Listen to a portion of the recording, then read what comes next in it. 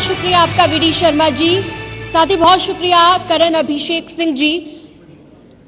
चलिए अगले सेशन की ओर अब हम बढ़ेंगे, कार्यक्रम को आगे बढ़ाएंगे। हमारा जो अगला सेशन है बेहद खास है, इसका नाम है विवादों में क्यों। हमारा अगला सेशन है, इसके मेहमान भी उतने ही खास हैं। मध्य प्रदेश राज्य ही नहीं बल्कि देश की सियासत में भी इनका एक बड़ा नाम है। केंद्र सरकार में महत्वपूर्ण भूमिका निभा रहे हैं हमारे ये खास मेहमान। हम आमंत्रित करना चाहेंगे केंद्रीय इस्पात राज्य मंत्री फग्गन सिंह कुलस्ते जी को। आपसे अनुरोध है मेरा, कृपया मंच पर आ जाएं। जोरदार तालियों के साथ स्वागत कीजिए केंद्रीय इस्पात राज्य मंत्री फग्गन सिंह कुलस्ते जी का।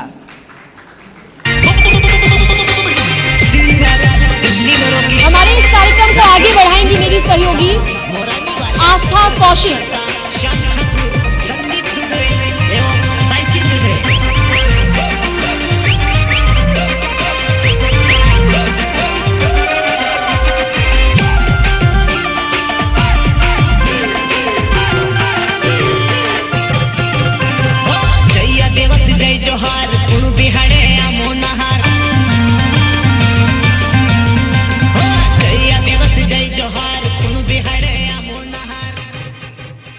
तो इस सेशन को आगे बढ़ाएंगी मेरी सहयोगी आस्था कौशिक। ओवर टू यू आस्था। शुक्रिया शीनम। बहुत स्वागत है सर आपका राइजिंग एमपी के इस मंच पर। तो हमारे साथ इस वक्त उपस्थित हैं केंद्रीय इस्पात राज्य मंत्री फग्गन सिंह कुलस्ते जी, और हमारे इस सेशन का नाम है विवादों में क्यों। सर इस वक्त हम झीलों की नगरी भोपाल में हैं। मौसम भी बड़ा अच्छा हो रहा है, बारिश है। हमने देखा है कि लोग आते हैं झीलों के सामने, एंजॉय करते हैं, खाते पीते हैं, भुट्टा भी खाते हैं। तो आज सवाल की शुरुआत यहीं से कर लेते हैं। आपका एक वीडियो लोगों ने देखा था, तो सबसे पहले बताइए कि भुट्टा खाया है कि आजकल भी आपने मौसम का आनंद लेते हुए। सर कृपया माइक ले लीजिए। देखिए भुट्टा सारे एक मीडियम क्लास के लोग और अच्छे लोग भी हैं, और इसलिए जितने भी ऐसे लोग चाहे फुटपाथ के अंदर देखें चाहे किसी आम रास्ता में देखें, मेरे यहाँ इसका बहुत इस समय सीजन रहता है, और इसलिए हम समय के हिसाब से भुट्टे का आनंद भी लेते हैं और खाते भी हैं। और बाकी जितने बड़ी संख्या में लोग वहाँ पर, विशेषकर हमारे सिवनी जिले के अंदर, वहाँ बड़ी संख्या में लोग खेती भी करते हैं, और इसलिए हम हमेशा लोगों को प्रोत्साहित करते हैं। तो ये बताइए आजकल दाम क्या चल रहा है भुट्टे का। देखिए मैंने उस समय कोई भी सामान हम जब मार्केट में जाते हैं तो स्वाभाविक रेट पूछते हैं। मैंने उनसे रेट पूछा, मैंने पैसे दिए अपने पास से निकाल करके। जो उनने कहा कि भाई 15 रुपए में हम देते हैं, मैंने 50 रुपए का नोट दिया। 3 भुट्टे हमने खरीदे, 45 रुपए उनको दिया हमने। 5 रुपए उसके पास चिल्लर नहीं थे, तो मैंने कहा उसको रख लो। तो इसलिए मेरे मन में कोई ऐसा विषय था नहीं, परंतु चल गया। नहीं सर, विपक्ष ने गिनवा दिया ना, विपक्ष ने गिनवा दिया। खाद इतनी महंगी, पानी महंगी, किसान के पास क्या बिजली पहुंच रही है, तो 20 रुपए का भुट्टा कैसे हुआ। देखिए अलग अलग तरीके का विषय उठते हैं, और मैं तो बहुत आनंद के साथ में मैंने उस भुट्टे को खाने के बाद, क्योंकि वास्तव में मैं उस दिन भोजन भी नहीं किया था, मुझे आगे जाना था। सिवनी में चाय पिया। सुबह मैं लगभग 8 बजे मैं नागपुर से निकला, सिवनी आया, थोड़ा मैंने वहां ब्रेकफास्ट किया, और सिवनी का जो दूसरा पार्ट है केवलारी, फिर मुझे मंडला भी जाना था। तो इस बीच में कहीं रुकने का कोई स्थान नहीं मिला, तो मेरे नज़र में वही पड़ा। तो मुझे लगा कि इससे ज़्यादा और कोई अच्छा अवसर मुझे नहीं मिल सकता, और इसलिए मैंने भुट्टे का उपयोग किया। चलिए मध्य प्रदेश की राजनीति से जुड़ी बात करते हैं। आप आदिवासियों के बहुत बड़े नेता हैं, और मध्य प्रदेश की राजनीति में आप मौजूदा वक्त में अपने आप को कहां देखते हैं। देखिए मध्य प्रदेश में अगर देश के दृष्टि से कहेंगे तो पूरे भारत में आबादी की दृष्टि से सबसे ज्यादा अगर आदिवासियों की संख्या है तो वो है मध्य प्रदेश में।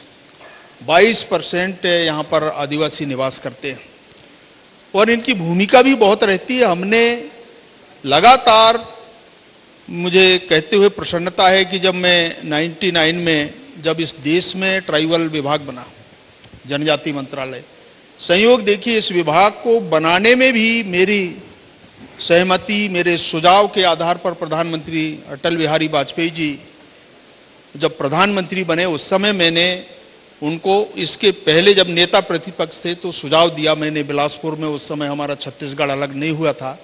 मैंने कहा सहजता से, मैंने कहा अटल जी अगर भविष्य में कभी आप प्रधानमंत्री बनेंगे तो ट्राइबल के बारे में एक मंत्रालय आप जरूर बनाइए और दूसरा फॉरेस्ट राइट्स, 2 काम आज भारत में आप कीजिए अगर आपको अवसर मिलता है। देखिए संयोग है वो जब प्रधानमंत्री बने तो ये 2 काम उनने शुरू किया और मुझे भी इस जिम्मेदारी का निर्वहन उस समय करना पड़ा और मैंने देश भर में इस काम को बहुत आगे बढ़ाया और मैं आज कह सकता हूं हर प्लेटफॉर्म पर जनजातियों की आवाज उठाई है। मध्य प्रदेश में भी हमने बहुत आगे बढ़ाया। आपने समय समय पर ट्राइब्स की आवाज उठाई है, जनजातियों की आवाज उठाई है, सुझाव दिए हैं, सजेशन दिए हैं और मध्य प्रदेश में जब चुनाव या राजनीति की बात आती है तो उसके वोटों के लिए या जिम्मेदारी के लिए आपकी तरफ देखा जाता है। पर हाल ही में हम लोकसभा और विधानसभा जो हुए पिछले, उनके नतीजों को उठाकर देखें तो यहां पर ट्राइबल वोट्स का नुकसान साफ नजर आता है। 8 में से 6 सीटें आप हार गए, 5 एसटी सीटें यहां पर हैं, तो अब आगे क्या रणनीति होगी? देखिए दोनों अगर रिजल्टों को देखें, मैं तो कह सकता हूं पिछले 10 साल अगर 2 के पहले देखें तो कांग्रेस का समय, उस समय दिग्विजय सिंह जी थे। हमने दिग्विजय सिंह जी से हमने इस ट्राइबल सीटों को लिया। उमा जी उस संख्या के आधार पर देखें तो वो चीफ मिनिस्टर बनी मध्य प्रदेश की। फिर बीच में शिवराज जी आए, 8 का चुनाव देखिए, 8 में भी बहुत अच्छा परफॉर्मेंस था। आप 13 में देखिए, 13 में भी बहुत अच्छी स्थिति में हम थे और लगातार मैंने उनके बीच में मध्य प्रदेश में, देश में तो काम किया ही किया, साथ में मध्य प्रदेश में भी हर चुनाव के अंदर हम लोगों ने काम किया और हमारे साथ में लोग खड़े रहे। दुर्भाग्य से 18 के चुनाव में वो हमारी संख्या कम हो गई और इसलिए कुछ कांग्रेस ने इस प्रकार के जो अफवाह कह सकते हैं या झूठे वायदे कह सकते हैं, लोगों को थोड़ा प्रलोभन देने का भी काम और अनेक तरह के अनाउंसमेंट किए, तो शायद मुझे लगता है कि ये जो चुनाव के उस समय जो उनने कमिटमेंट किया या उनने जो वचन पत्र किया उसके आधार पर ट्राइबल कांग्रेस के साथ में खड़ा हुआ, कोई रीजन नहीं है इसके। ठीक आप 4-5 महीने बाद तो आपको लग रहा है कि अगले चुनावों में यही पॉइंट आपके लिए बहुत चुनौतीपूर्ण रह सकता है, क्योंकि एक बार अगर वोटर शिफ्ट हो गया तो अब आप क्या कीजिएगा? और आजकल तो हम राजनीति में देख रहे हैं फ्रीबीज का ट्रेंड बढ़ता जा रहा है। 6 महीने बाद का रिजल्ट आपको बता रहा हूं, इसके ठीक 6 महीने बाद लोकसभा चुनाव हुए और सारी सीटें भारतीय जनता पार्टी के खाते में आ गए। आप देखिए वोटर्स का आप रुझान को आप देखिए, नरेंद्र मोदी जी 18 में हमारे साथ में ट्राइबल का रुझान देखिए और आज भी मैं तो गर्व के साथ कहता हूं पूरे भारत के अंदर हम 2 सीटें उस समय, एक बस्तर मध्य प्रदेश का और एक है उस समय बिहार का रांची, जो खूंटी एक लोकसभा है, मैं 2 सीटों को देखा है। हम लोग 90 के आसपास से जब मैं असेंबली में था उस समय जो 75 सीट्स थी उस समय हमने 67 सीट जीत करके भारतीय जनता पार्टी की सरकार, उस समय पटवा जी मुख्यमंत्री बने, मैं एमएलए था, पार्लियामेंट सेक्रेटरी हुआ, तो एक नया इस प्रकार का तस्वीर पूरे मध्य प्रदेश को हमने देखा। इसी प्रकार से मेरे पास 4 बार मैंने काम किया ट्राइबल के अंदर देश में, बड़ी संख्या में। आज हमारे पास सबसे ज्यादा भारत के अंदर अगर जनजातियों की जो लोकसभा सीटें हैं, अगर 47 लोकसभा है उनमें से सबसे ज्यादा सीट आज 37 सीट आज भारतीय जनता पार्टी के खाते में लोकसभा की गई। ये परिवर्तन हुआ है देश में। सर आपके पास ग्रामीण पंचायत विभाग का भी चार्ज है और मध्य प्रदेश की बात करें तो यहां पर कहा जा रहा है कि मनरेगा की स्थिति अच्छी नहीं है और इसे लेकर समय समय पर कांग्रेस भी हमले करती है, इसको मुद्दा बनाया जाता है। देखिए वास्तव में ग्रामीण विकास विभाग के बारे में शायद मैं कह सकता हूं कि कभी लोगों ने चिंता नहीं किया या पुरानी सरकारों के बारे में कह सकता हूं। अगर इस मंत्रालय में काम शुरू करने के साथ साथ में आज नए नए जो इनिशिएटिव्स हमने लिए हैं, अगर आप नरेगा की आप बात करें तो पूरे भारत में, और ये जो कोविड अभी आया है जिसको हम अभी झेले हैं, इसमें बहुत बड़ा परिवर्तन लोगों को, चाहे हमारे प्रवासी मजदूरों की हम बात कर लें, मैंने पहला व्यक्ति हूं प्रधानमंत्री को मैंने कहा कि हमारे सामने भारत के सामने संकट अगर आएगा तो मजदूरों का आएगा।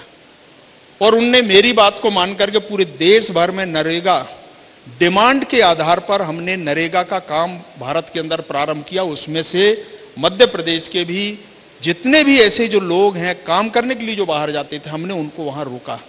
और कोविड में जो पुराने उनके अनुभव आए, इसको लेकर के हमने उसके पेमेंट के बारे में भी बहुत पारदर्शी तरीके से काम की डिमांड, वहां की आवश्यकता को ध्यान में रखा। तो इस आधार पर हमने काम को बढ़ाया और मैं आज कह सकता हूं कि जितना अगर हमने मध्य प्रदेश के खाते में जितना एलोकेशन था उसको हमने ठीक डबल किया है। ये शायद इसके पहले कभी परिवर्तन नहीं हुआ। और पेमेंट का जहां तक सवाल है, जो लोग शिकायत करते हैं कि उनकी मजदूरी के बारे में, समय के बारे में, मैं ये कह सकता हूं जिस तारीख को अगर काम हमारा समाप्त हुआ उसके ठीक हफ्ते भर बाद उसके सारे मस्टॉल वो जमा होना और उनके अकाउंट में पैसा ट्रांसफर करना, ये हमने एक नया तरीका हमने कई बड़े दावे आपकी ओर से किए जा रहे हैं। लेकिन अगर ट्राइब्स की हम बात करें, जनजातीय क्षेत्रों की बात करें, तो आज भी आरोप लगता है कि कनेक्टिविटी ठीक नहीं है, वहां की सड़कें प्रॉपर नहीं बनी है और एम्बुलेंस भी गांव के अंदर नहीं पहुंच पाती है। कोरोना काल में भी हमने देखा, इसका बहुत बड़ा एक चैलेंज सरकार के सामने। पीएम आवास योजना, इसकी भी स्थिति फिलहाल सही नहीं है। तो ये जो बहुत बड़ी और बेसिक नीड्स की योजनाएं केंद्र सरकार की तरफ से चल रही हैं, तो वो कितना ट्राइब्स तक पहुंच पाई हैं? क्योंकि ये भी आपके लिए आने वाले चुनावों में एक अहम फैक्टर पूरे भारत में आप कहें और मध्य प्रदेश में मैं कह सकता हूं कि अपवाद अगर हमारे लगभग 20,000 के आसपास ये जो संख्या है जो हमारी ग्राम पंचायतों की, अगर आप देखेंगे तो मैं ये कह सकता हूं कि लगभग 10% हम मान सकते हैं जिन गांवों को हमने कनेक्ट नहीं कर पाए। जितने भी कनेक्टिविटी का है 90% गांवों को हमने पक्के सड़क से जोड़ा है और ये कम समय में हुआ। चूंकि मैं उसका प्रत्यक्ष उदाहरण हूं, मैं अटल जी ने इस योजना को प्रारंभ किया तो कांग्रेस के लोग कहते थे कि अटल जी आपके पास ग्रांट कहां से आएगा।